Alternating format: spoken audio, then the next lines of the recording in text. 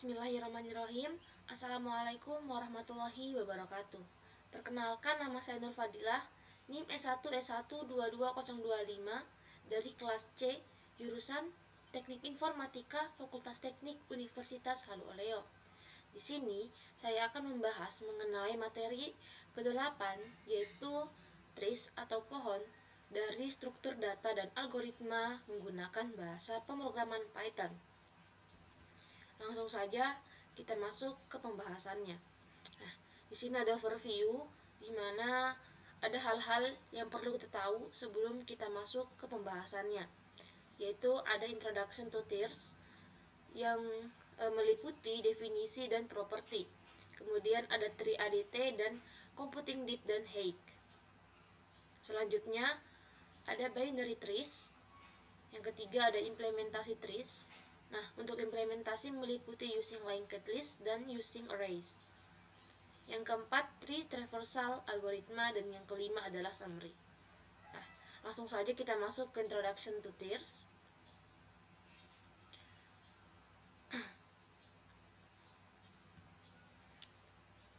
Nah, struktur data non-linear.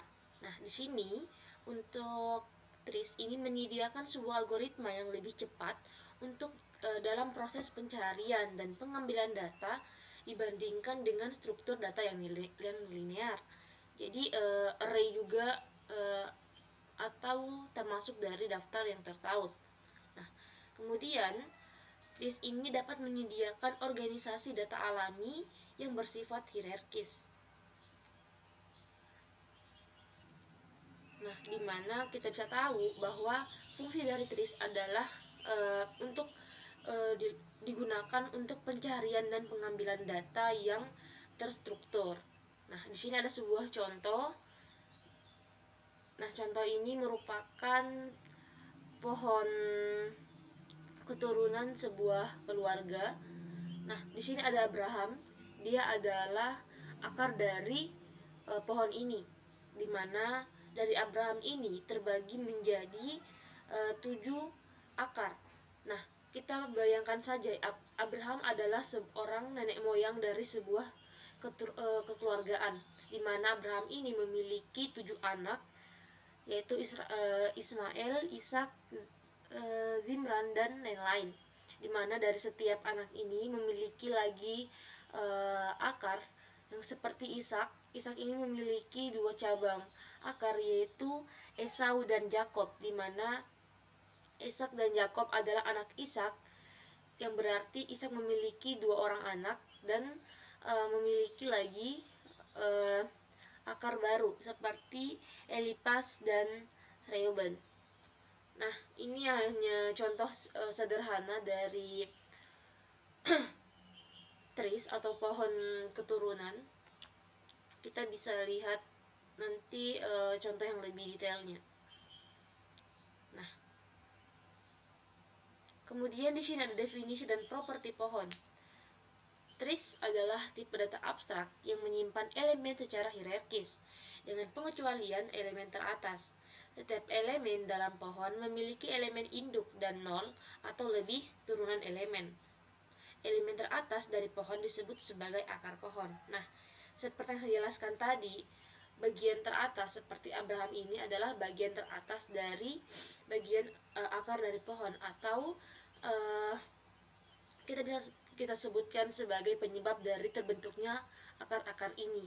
Seperti ini Electronica Arius, dia adalah pusat dari atau awal dari akar-akar ini. Sebelum akar-akar ini terbentuk, dia juga membutuhkan akar setelah akar utama, sehingga terbentuklah pohon-pohon keturunan seperti ini.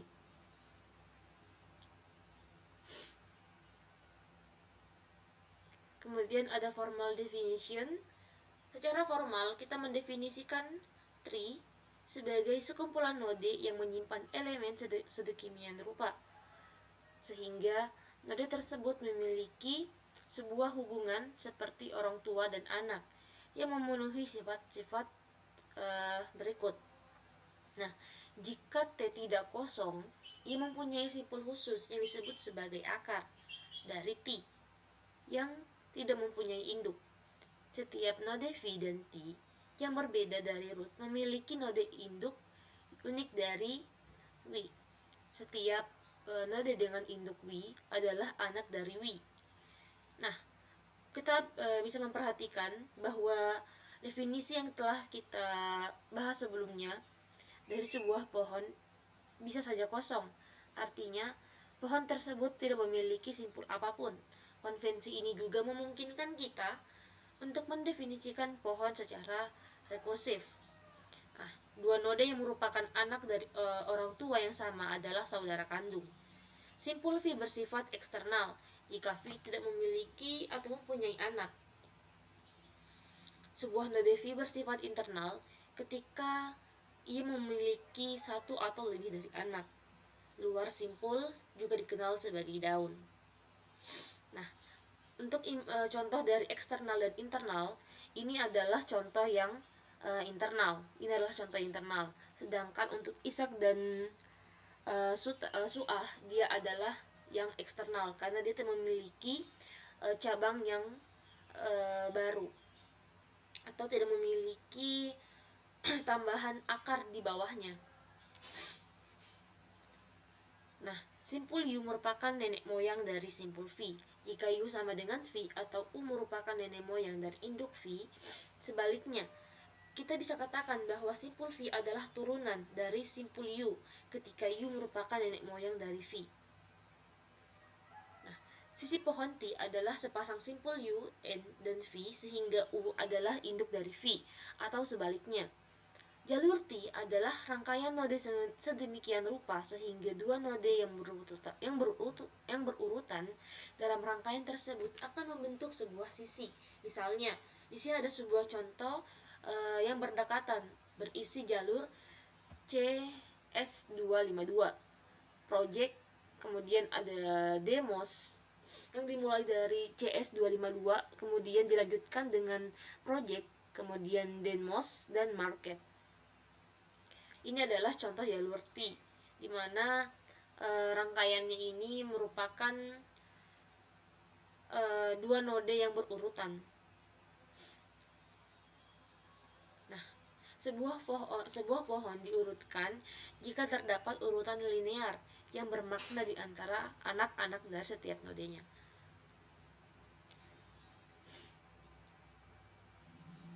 Nah, ini adalah pohon di mana pohon ini memiliki dua akar, yaitu linked tree dan binary tree. Nah, linked tree adalah eksternal sedangkan binary adalah internal. Karena binary tree memiliki dua akar tambahan di mana ada array binary tree dan linked binary tree. Selanjutnya di sini ada tree ADT. Kita mendefinisikan ADT menggunakan konsep posisi sebagai abstraksi untuk simpul pohon. Sebuah elemen disimpan di setiap posisi dan posisi memenuhi hubungan induk anak yang menentukan struktur pohon. Objek posisi untuk pohon mendukung metode ini, di mana metode yang digunakan adalah p.element, di mana metode ini akan mengembalikan elemen yang disimpan di posisi P. Pohon ADT kemudian mendukung metode pengakses seperti T.rot untuk mengembalikan posisi akar pohon T atau tidak ada jika pohon tersebut kosong. Kemudian T.isRoot root dengan parameter P akan mengembalikan true jika posisi P adalah akar dari pohon. Kemudian T.parent dengan parameter P akan mengembalikan posisi untuk setiap posisi P atau tidak ada jika posisi P adalah akar dari T. Kemudian T.numChildren akan mengembalikan jumlah dari posisi parameternya. Kemudian T.children akan menghasilkan iterasi anak-anak dari posisi P T.leavep dari posisi P. Kemudian T.isLeaf akan mengembalikan true jika posisi P tidak memiliki turunan. Untuk clan dengan parameter T, akan mengembalikan jumlah dan juga elemen yang terdapat di dalam pohon T. Kemudian T is empty mengembalikan true jika pohon tidak berisi posisi apapun. Kemudian menghasilkan iterasi untuk semua pohon T. Itu adalah T position. Sedangkan iteration akan menghasilkan iterasi semua elemen yang disimpan di dalam pohon T.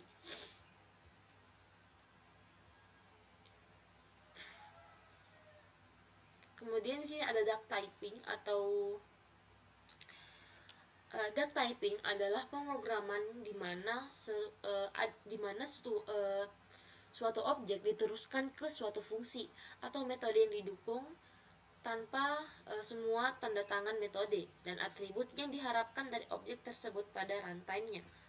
Jenis objek itu sendiri adalah tidak penting. Sebaliknya, jika objek harus mendukung semua metode atau atribut yang memanggilnya, karena alasan ini pengetikan duck typing kadang-kadang dilihat sebagai cara berpikir dan bukan sebagai sistem pengetikan. Nah, dalam pengetikan dalam duck typing kita tidak bisa mendeklarasi tipe argumen dalam prototipe fungsi atau metode. Ini menyiratkan bahwa compiler tidak dapat melakukan pengecekan tipe. Yang benar-benar penting adalah jika objek tersebut memiliki metode atribut tertentu pada saat runtime-nya. Kata ini berasal dari pepatah lama, jika berjalan seperti bebek, berenang seperti bebek, dan berkuak seperti bebek, kemungkinan pada perilaku. Dengan analogi itu, bahasa komputasi jenis objek tidak penting asalkan berperilaku seperti mengharapkan. Nah, selanjutnya kita masuk ke abstract base class of tree data structure atau kelas basis abstrak untuk struktur data pohon. Kita dapat mengikuti duck typing dengan menyediakan kelas dasar abstrak dan beberapa subkelas konkret yang diwarisi dari kelas dasar ini. Kelas dasar terdiri dari 3 komponen, yaitu kelas posisi bertingkat dengan metode abstrak, kemudian beberapa metode abstrak, dan beberapa metode konkret seperti isRoot, isLeaf, dan isEmpty. Dan tidak ada intens langsung yang dibuat untuk abstrak kelas. Nah, di sini ada sebuah codingan mengenai kelas tree. Kita langsung saja coba implementasikan.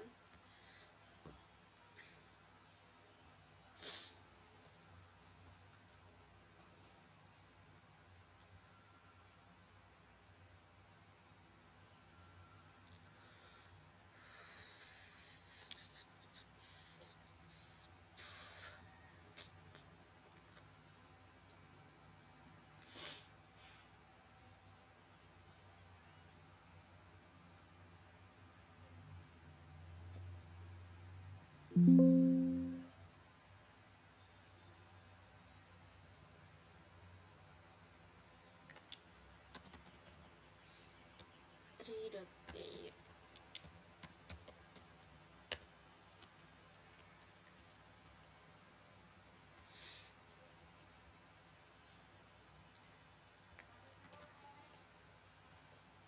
Nah, di sini kita coba masukkan dulu nama kelasnya.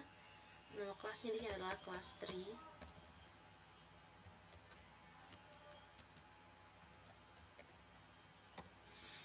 Kemudian kita buatkan lagi kelas baru, yaitu kelas position.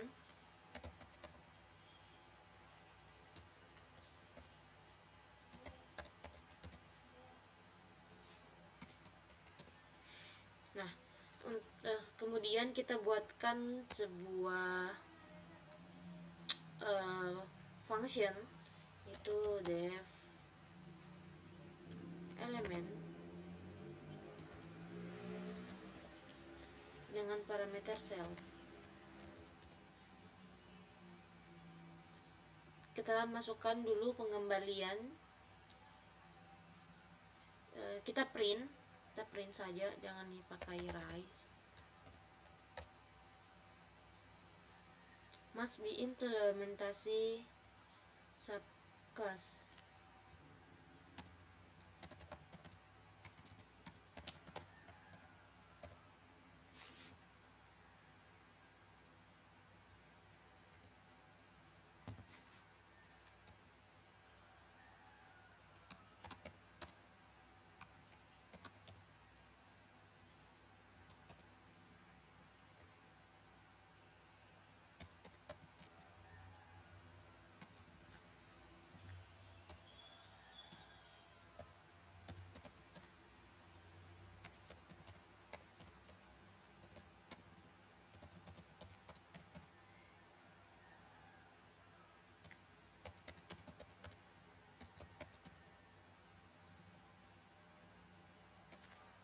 Nah, untuk function ini akan membuat sebuah metode abstrak yang seharusnya mengembalikan elemen yang disimpan pada posisi ini. Metode ini harus diimplementasikan oleh subclass yang konkret. Selanjutnya kita buatkan fungsi baru, yaitu def egg.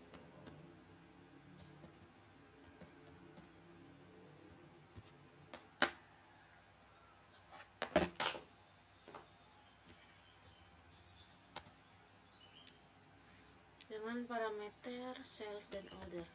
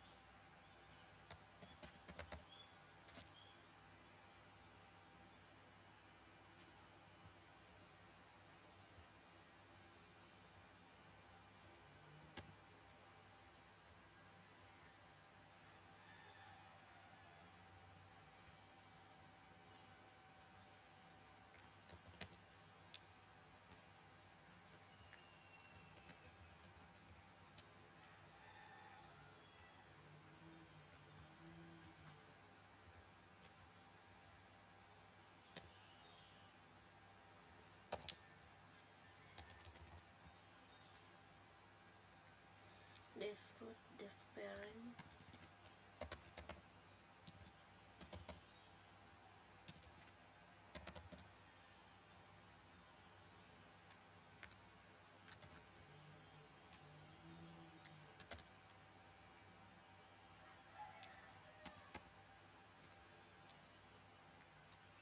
Non-children.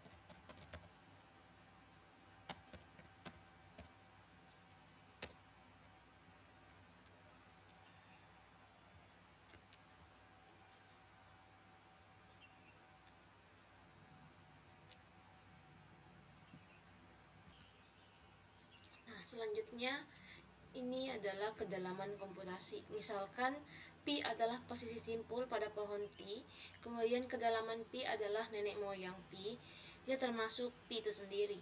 Kedalaman akar t adalah 0 seperti yang dimiliki akar tersebut, tidak ada leluhurnya. Nah, kedalaman pi juga dapat didefinisikan secara rekursif, yaitu jika p adalah akar, maka kedalaman p adalah 0. Jika tidak, maka kedalaman P adalah 1 ditambah kedalaman P induk. Nah, di sini ada sebuah tree di mana untuk akarnya sendiri dia adalah D0 karena tidak memiliki leluhur atau akar di atasnya. Maka dia adalah nilainya 0. Nah, kemudian di sini ada D1 di mana menandakan dia memiliki akar sebelumnya atau memiliki sebuah akar di belakangnya, yaitu akar induk, sehingga karena induk hanya 1 sehingga nilai dari D adalah D1. Kemudian untuk D2, kenapa D2? Karena dia sudah berada atau melewati 2 akar di atasnya, sehingga kita sebut sehingga D yang terakhir adalah D2. Untuk setiap node kita dapat menambahkan 1 ke dalam induknya. Nah, jumlah node sama dengan n sama dengan n, kedalaman max D1 sama dengan 4, kedalaman max 2 sama dengan 2. Waktu berjalan, si kedalaman pi untuk posisi pi adalah saat dioperasikan ke dalam P pada tambahan T, karena algoritma melakukan langkah rekursif waktu konstan untuk setiap leluhur pi. T kedalaman pi berjalan dalam waktu O n, kasus terburuk di mana n adalah jumlah total posisi pi, karena posisi T mungkin memiliki kedalaman ny1 jika semua node membentuk satu cabang. Kemudian menghitung tinggi. Ketinggian dari posisi pi pada pohon T juga didefinisikan secara rekursif. Jika P adalah daun, maka tinggi P adalah 0. Jika tidak, maka tinggi P adalah 1 atau lebih tinggi dari tingkat maksimum anak P. Tinggi pohon tak kosong adalah tingkat akar T. Dalil pohon tak kosong, T sama dengan kedalaman maksimum posisi daunnya. Nah, kita dapat menyediakan 2 implementasi untuk menghitung ketinggian, di mana Hayek yang memanggil kedalaman algoritma P dan setiap posisi daun T mengarahkan ke O n kuadrat dan kompleksitas waktu kasus terburuk. Kemudian Hayek 2 dengan parameter P yang memanggil dirinya sendiri secara rekursif untuk memberikan linear atau ON kompleksitas waktu. Ada n jumlah posisi di pohon, misalkan terdapat posisi daun L, waktu komputasi di mana O sama dengan n ditambah sigma P, elemen L dengan D, parameter P ditambah dengan 1. Setiap panggilan ke fungsi depth memiliki waktu konstan yang dalam kasus terburuk dapat berupa kompleksitas waktu di mana n dikurang 1 dan ON. Jadi, kompleksitas waktu terburuk dari fungsi Hayek adalah ON tambah n kuadrat kedalaman untuk P dalam rentang n dieksekusi n kali jika is left D sama dengan kedalaman dieksekusi L, kedalaman ditambahkan dengan D, H max kedalaman.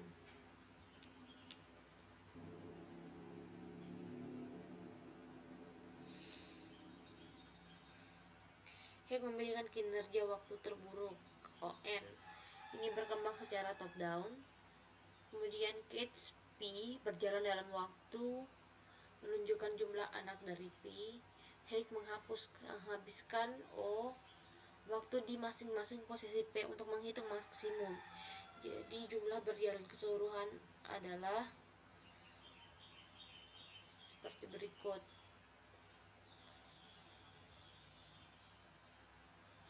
Nah, sekarang kita masuk ke pohon binar. Pohon binar adalah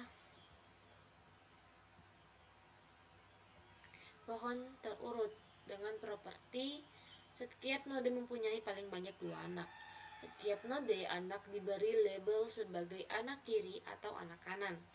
Anak kiri mendahului anak kanan dalam urutan anak dari sebuah node.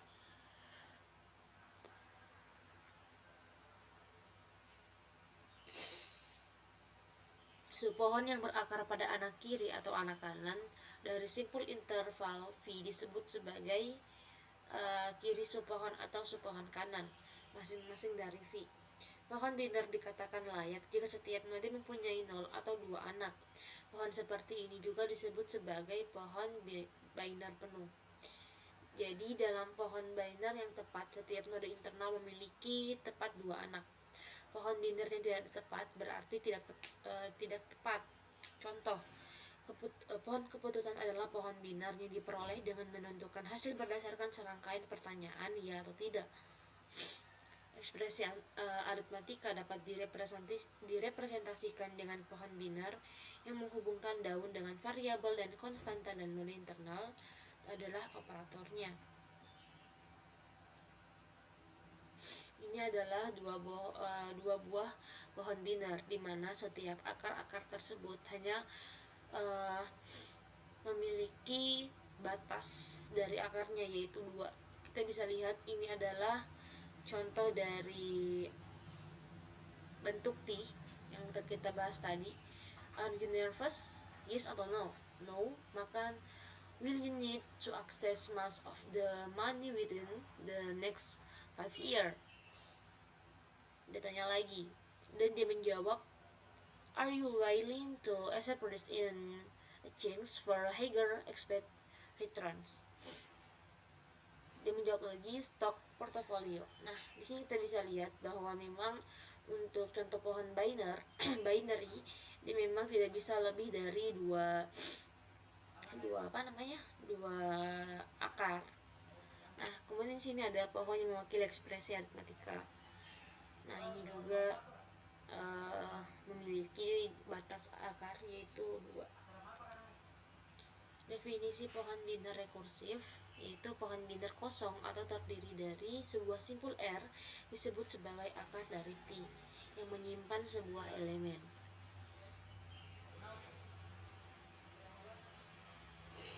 Pohon binar mungkin kosong disebut sebagai subpohon kiri dari T. Pohon binar mungkin saja kosong disebut sebagai subpohon kanan dari T. Pohon binar ADT sebagai tipe data abstrak. Pohon binar merupakan spesialisasi pohon yang mendukung 3 metode pengakses tambahan, yaitu T-dot leaf dengan mengembalikan posisi yang mewakili anak kiri P atau node if jika tidak mempunyai anak kiri. Kemudian T-dot right mengembalikan posisi yang mewakili anak kanan dari P atau tidak ada jika P mempunyai anak yang berhak. Kemudian T-dot siblings mengembalikan posisi yang mewakili saudara dari P atau tidak ada jika P tidak mempunyai saudara kandung. Nah, selanjutnya di sini ada implementasi kelas berbasis abstrak pohon dari binary, di mana di sini untuk kelas binary tree masih bersifat abstrak. Ia mewarisi semua properti dari kelas tree, misalnya parent, leaf, dan root, dan lain-lain. Dia juga dapat menyediakan 2 deklarasi untuk 2 abstrak baru, yaitu metode kiri dan metode kanan, di mana kiri untuk anak kiri dan kanan untuk anak kanan. Kemudian menyediakan implementasi konkret dari 2 metode. Di sini ada saudara kandung, anak lain dari orang tua P, dan kit sebagai generator untuk anak-anak yang diurutkan dari sebuah node. Kemudian sifat binar, sifat dari pohon binar kita dapat menyatakan bahwa himpunan semua node dari A, pohon T pada kedalaman yang sama D dengan ketinggian D dari T. Secara umum level D memiliki node paling banyak, yaitu 2. Jumlah maksimum node pada tingkat pohon binar bertambah secara eksponensial seiring dengan turunnya pohon. Proportion ini kita lewati saja. Kemudian ada proportion, ini proportion 88 penyajian ini pada passion 89. Pembenaran membuat dua tumpukan, satu untuk node eksternal dan satu untuk node internal. Kasus 1, jika T mempunyai satu simpul V, maka V dimasukkan ke dalam tumpukan eksternal dan tidak ada satupun untuk di simpul internal. Untuk kasus kedua, memiliki lebih dari satu node, tapi dia menghapus sepasang atau satu node eksternal dan satu node internal sekaligus sehingga pada akhirnya hanya tersisa satu node yang bersifat eksternal juga. Kita bisa lihat bahwa hubungan di atas secara umum tidak berlaku untuk biner yang tidak tepat, pohon dan pohon non biner.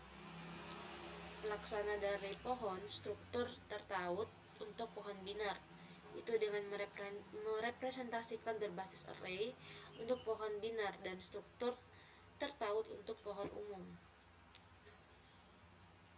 Nah, struktur tertaut untuk pohon biner itu dapat menyimpan referensi seperti elemen itu disimpan di dalam posisi P, kemudian node anak kiri, anak kanan, dan juga simpul induk disimpan dalam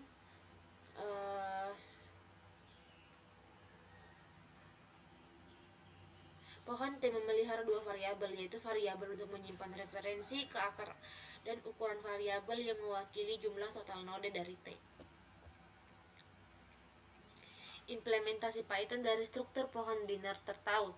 Nah, sebuah subkelas dari kelas binary tree ini mendefinisikan dua kelas bersarang, yaitu kelas node dengan non-public untuk mewakili node kelas, kemudian kelas posisi publik membungkus node diwarisi dari kelas tree posisi. Kemudian ini menyediakan dua metode utilitas seperti validitas dan utilitas. Untuk utilitas untuk memeriksa apakah dengan membuat validitas posisi tersebut akan membukanya. Kemudian make a position untuk membungkus node sebagai posisi untuk kembali ke pemanggil. Operasi untuk memperbaharui linked binary tree ada 5, ada t.add root, t.leave, t.write, t.replace, dan t.delete dan t.attach dengan parameter p, t1 dan t2.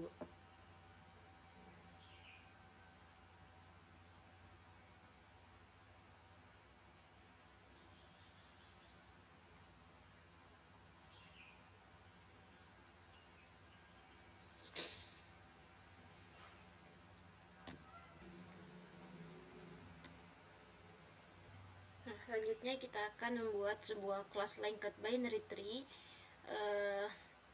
di dalam sebuah program. Baik, langsung saja.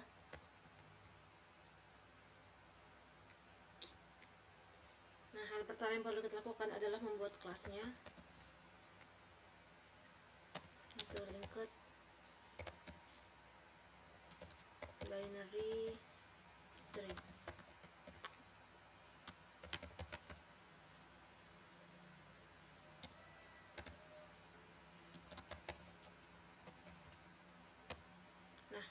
Selanjutnya kita buatkan kelas nodenya. Nah, sini kita pakai metode slot.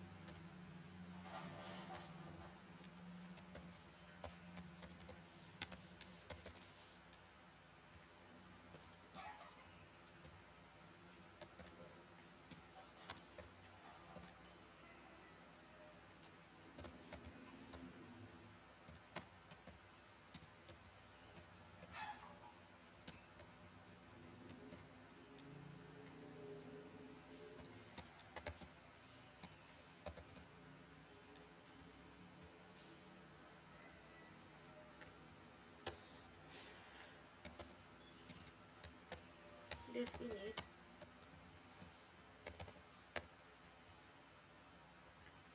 kita masukkan parameter yang telah kita buat tadi.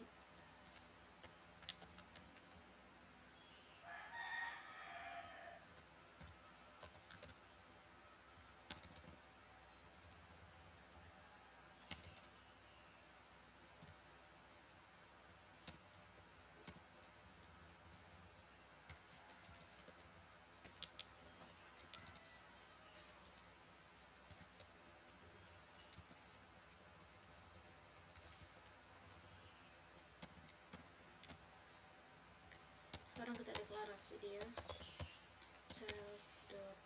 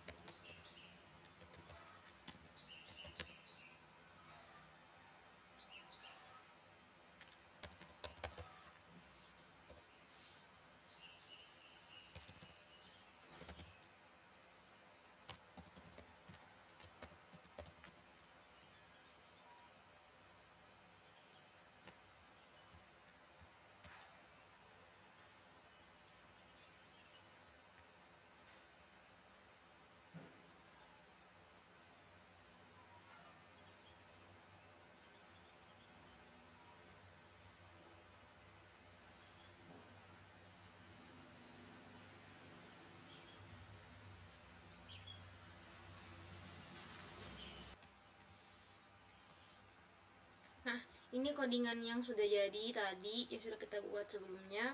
Kita coba running ya guys. Nah, di sini sudah tampil inputan-inputan yang sudah kita inputkan tadi. Nah, di sini ada providence Cai-Chigo. Nah, di sini kita bisa lihat ada providence Cai-Chigo Sitel, dimana untuk Cai-Chigo ini adalah root. Kemudian untuk Chicago ini, yang ini adalah anak kiri dari providence. Kemudian ada Baltimore, anak kiri dari Chicago, dan New York adalah anak kanan dari Chicago. Nah, kemudian di sini ada Seattle. Nah, ini adalah tanda root. Kemudian untuk titik, kemudian untuk tambah adalah anak dari root. Titik 2 adalah anak kiri dari root. Minus adalah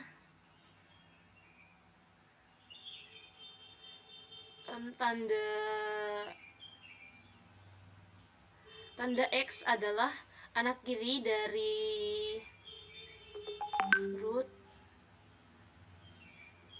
Kemudian anak kiri dari tambah adalah anak kiri. Kemudian ada 6. 3 adalah anak kanan dari bintang. Mungkin supaya lebih jelasnya kita lihat saja, saya sudah buatkan sebuah visualisasi seperti ini. Nah, ini adalah gambaran dari pohon yang telah kita buat tadi, dimana di sini ada bintang, kemudian ada tambah, dimana untuk bintang ini adalah bagian anak sebelah kiri dan tambah adalah bagian anak sebelah kanan, dimana untuk bintang ini memiliki 2 anak, dimana ada anak yang internal dan eksternal, dimana yang eksternal adalah 3 dan yang internal adalah X. Kemudian untuk yang ditambah juga memiliki 2 anak, 2 anak akar, dimana ada anak internal dan eksternal. Untuk yang internal adalah 2 dan yang eksternal adalah 6. Nah, untuk yang akar dari tambah ini dia memiliki bentuk P, di mana dia memiliki urutan yang berurutan sampai ke bawah. Nah, untuk pohon P adalah representasi dari pohon biner sederhana dengan root, providence, dan berbagai anak-anaknya. Sedangkan untuk pohon Q adalah representasi dari pohon biner yang lebih kompleks dengan operasi aritmatika yang diwakili oleh node dalam pohon. Nah, mungkin untuk codingan dari materi binary tree seperti ini, kita lanjut ke materi selanjutnya.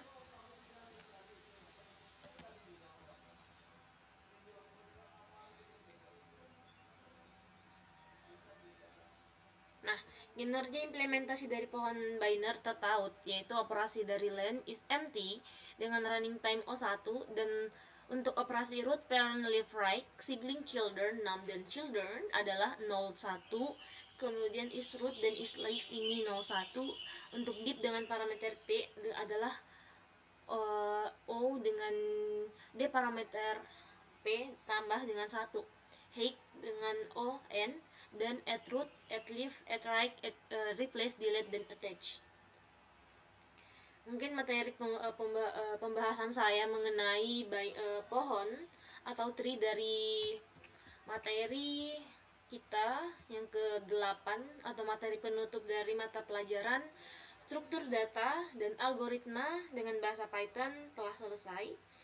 Terima kasih saya ucapkan kepada Bapak dosen yang telah banyak membantu kami dalam proses pembelajaran dan dalam membina kami.